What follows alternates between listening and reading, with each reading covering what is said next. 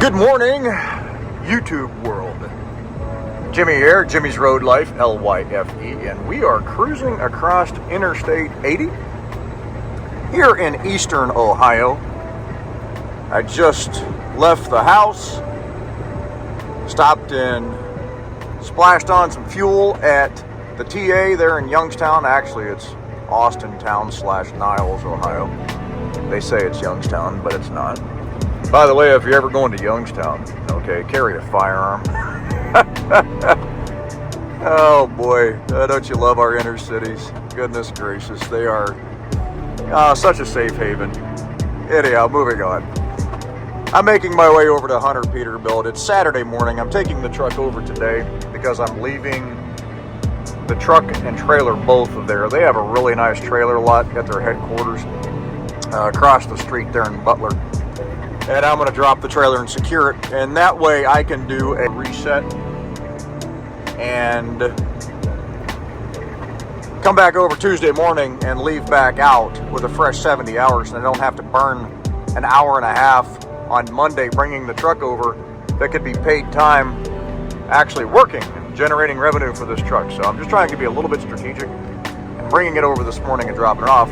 As I said to you in a previous video, I'm getting a warning light up here on the dash telling me that I have water in my Davco, my water fuel separator, draining. Well, I don't have any in there. I've checked it 3 or 4 times and as recently as yesterday, and it is nothing but fuel. I said previously that I've contacted the dealership and they said that there's been some issues with those sensors off and on, and more than likely that's what it is. So they're going to check that out for me. They're also going to shut down, and I can't stand this damn idle shut off, the idle turn off. After 3 minutes or 2 minutes, this truck will shut off. And okay, well I guess that's great, because I could bump up the idle or do whatever to override that, except that whenever we blow a load off the trailer, we always let, well I do and many other people do, I don't know if everybody does this, I let my blower idle at idle speed, so about 600 RPMs on the dash, while I'm unhooking my lines, stowing everything, and putting everything away and securing it in the back. And then the last thing I do is shut off the PTO and close up the blower caps. Why do I do that? Because that blower gets hot. You know, pushing a load, the blower is running at anywhere from 900 to 1150 RPMs, wherever I set it at, and it's generating a lot of heat. So we let it idle for that 3, 4, 5 minutes, 6 minutes, 7 minutes, whatever it is, to kind of cool off and let some of that air evaporate, some of that heat get out of there. Well, the problem with this truck is if I'm in the back and I'm unhooking and stowing everything and whatnot, you know, this happened to me the first time. I'm sitting there and all of a sudden, brrr, truck shuts off. Now my blower shuts off with the idle shutdown with the PTO still engaged, and it's not good. So that is getting turned off. If you don't know this and you buy a new Peterbilt, or Kenworth I would assume is the same thing, you have to have 3,000 miles on the odometer before they'll shut that off. I'm at 4,400 right now. I'll be over 4,500 when I get over here. So definitely I'll have that mileage. I don't know why. It must be some kind of a break-in thing. I don't know. But that's what they do. So I'm getting that done. And I don't know if you can see it. I'll kind of lean forward. But if you look right here at the fuel gauge, my number 2 tank is showing completely full. And let me see if I can just lean down here real quick. And my number 1 tank is showing just above 3/4. Well, my fuel level sending unit, I'm assuming that's it, in my left side tank, my driver's side tank, is sticking. So they gotta take a look at that and get that fixed. That started when I was coming up through Kentucky a couple days ago on my way up to Ithaca, so they're gonna check that out. Also, I'm glad all this stuff is happening right off the bat. When I was up in Michigan, about an hour and a half out of Ithaca, my digital dash went black. And I had my headlights on, so I flipped my headlights off and then flipped them back on thinking, well, it might be a glitch with the dimmer where you can kind of dim your dash up and down for the brightness. And it came back on, and then it went black real quick and came back on, and now it's been working ever since. Well, that's fine, but they need to check that also. So they're going to check that. So I have a few things they're going to have to look at. The Davco sensor, the fuel level sending unit in the left tank, whether it's stuck or whether it's bad. They're going to have to check the dash, and they're going to shut off my idle. So I have 4 things that they're going to be taking a look at first thing Monday morning, all of which should be accomplished in a day, I would imagine. And I intend to be back out on the road on Tuesday morning. So no new truck is without its, I don't know, issues right out the gate, but it's convenient to get over here and get this done because I need to be home this weekend. Anyhow, to get to my physical therapist on Monday and get some of the kinks worked out in my neck and back, because it's not fun getting older, guys. I try to stay as fit as I possibly can and as healthy as I possibly can, but you know, we all have our issues, so it's all good. Kind of funny, I just tell people I've got more issues than Vogue, just stay out of my way. So it's all good, but we're going to get over here. We just crossed into Pennsylvania, the Commonwealth of Pennsylvania, I should say. And by the way, have any of you guys listened to Fetterman lately? I got to kind of chuckle, man. That dude, I don't know, man. It's like somebody red-pilled that cat. He's starting to sound more and more like a conservative, which I think is great. You know, like, we can't have open borders. This is terrible. I mean, look at what's going on. Because, I mean, truthfully, we are being invaded at the southern border. You know, it's insanity what's happening right now. But, you know, Fetterman, man, I'm kind of surprised. I mean, Mr. Sweatpants, you know, speaking some truth, which is amazing for a politician. Holy smokes. So, anyhow, and it's all good. I just kind of chuckle with that. But, hey, we're going to bounce over here to 79. Drop down to 422, make our way into Butler, and to get this truck dropped off, and we'll try to get a little bit for you while we're there. So hey, y'all take care, enjoy. Hope you've enjoyed the little cruise across 80 here. Appreciate you guys watching also. Hey, to all the new subscribers and old subscribers and people paying attention, man, I appreciate it. I really do. You know, it's humbling that people want to listen to me out here and watch what I'm doing, but that's really cool, and I appreciate you guys and gals, men and women. Thank you very much. If you haven't already subscribed, as I've said before, you know, it's kind of been statistically shown that 70% of the people that look at a channel don't subscribe. So if you can, if you like what I'm putting out and you find value in it, okay, or even just, you know, entertainment, I'd appreciate it if you hit that button and subscribe for me. Woo! Check this out. Like, dang. Man, that cat. Oh, keep it on there, Jimmy. Looking over here at this accident. You're drifting. But, man, that looked like fun. Man, he went over the hill and dumped that trailer open and tipped that load out. But back to what I'm saying. It's a statistically proven number that about 70% of the people, or a little higher, that watch a channel don't subscribe. If you find value in entertainment and what I'm putting out, I'd ask you kindly to hit that subscribe button. It really helps me out. So, and of course, like all of the cliche things happen, smash that like button and hit that notification bell and blah, blah, blah, blah, blah. All I'm going to say is, you know, if you could, please subscribe if you like what I'm doing. Thank you for watching. I appreciate all of you. All right, everybody. I am at Butler here in Pennsylvania. We just dropped out. They have a super nice lot. I'm guessing this is their headquarters. The dealership is on the other side of the street. We'll catch a quick video there, but I didn't even see this when I left. That's Route 8 right there.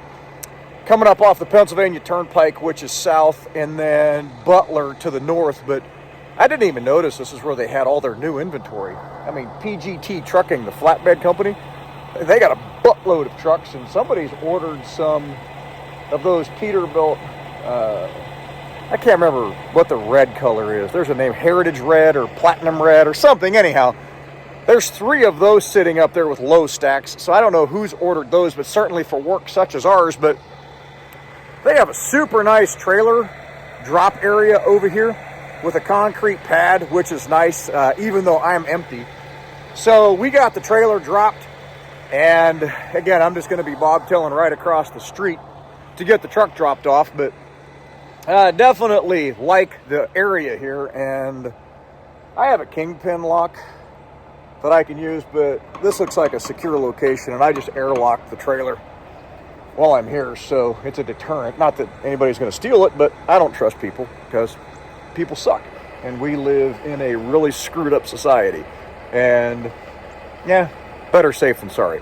But we got the wagon dropped over here. With Oakley, we dump the airbags. If it's a lift axle, I lower the axle, dump the airbags, let them drain off so it doesn't bind up the landing gear. So that's what I've done. I'll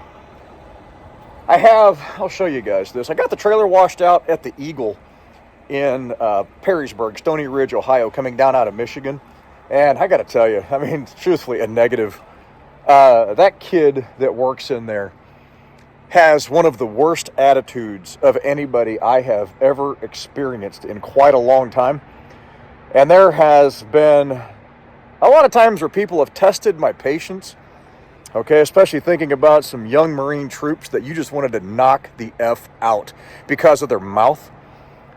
And this kid, I tell you what, I had to walk away from this little punk because I was about to go off on him. He was that belligerent and that rude.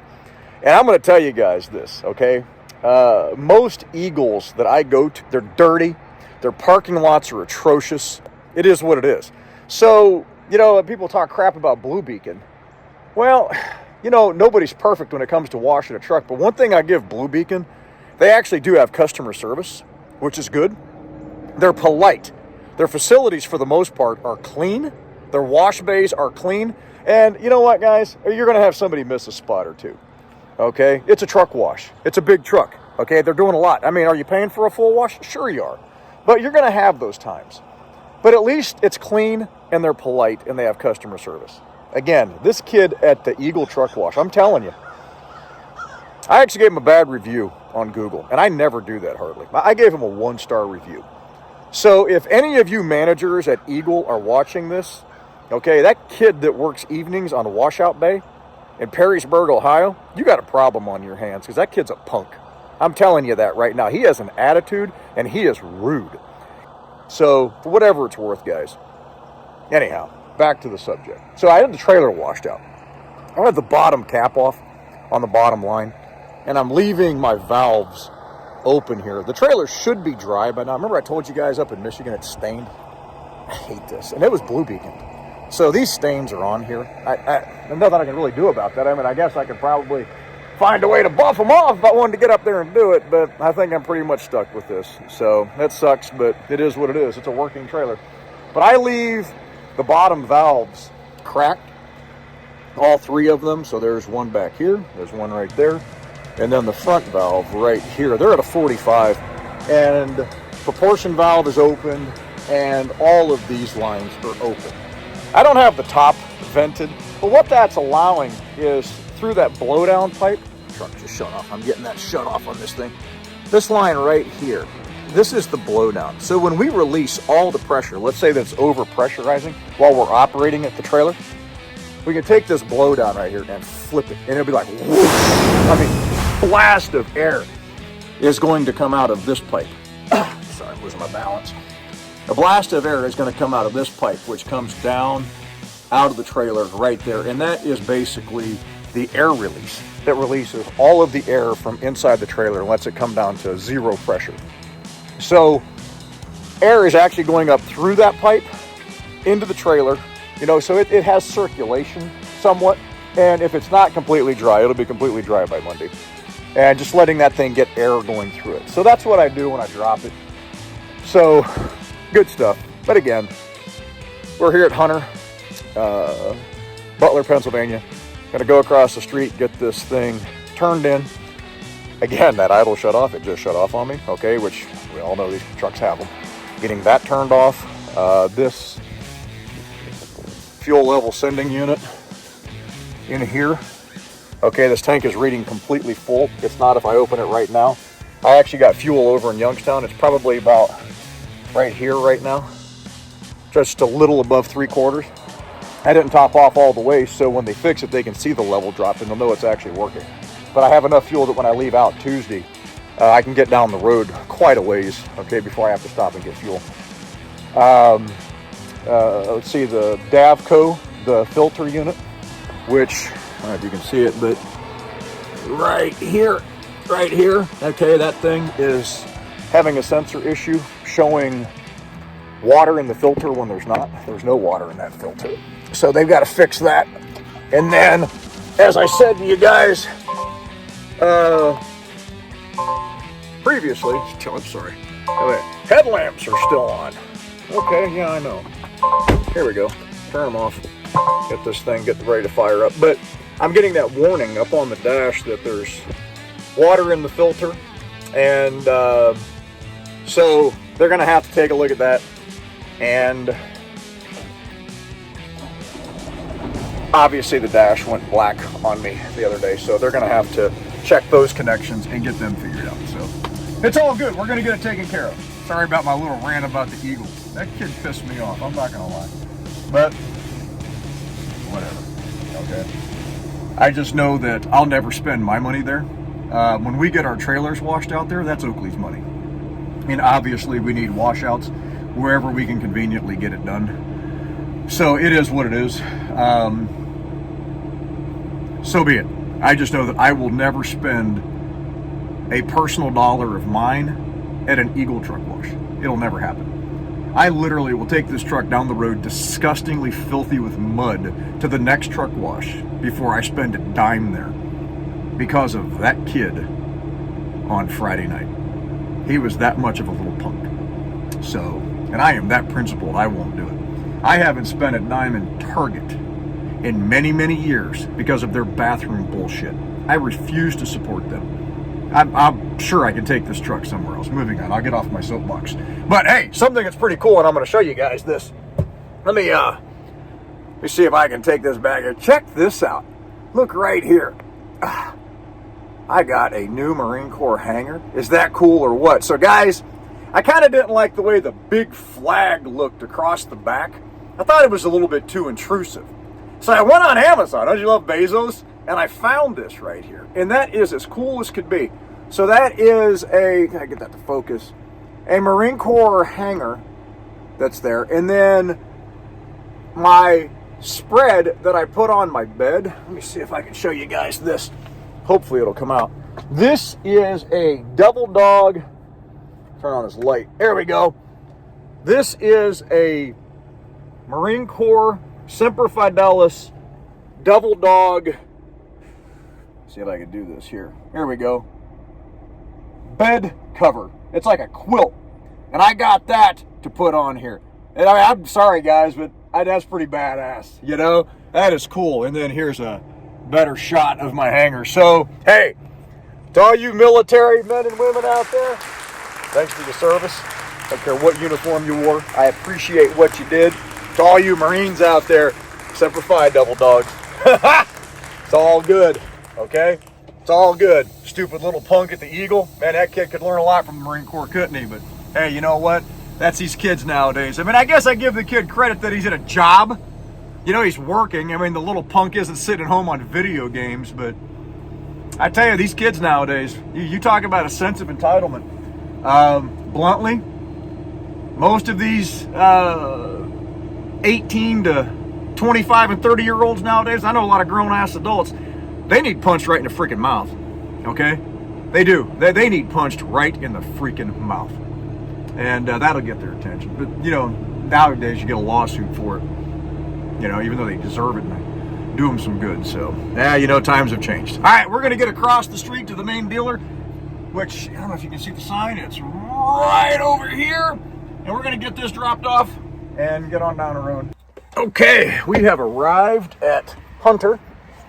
And we are getting ready to drop this off. I'm going to get my mileage, even though they're going to come back out and get it. I don't know if you can see that. The truck is at 4,500 and 27 miles, so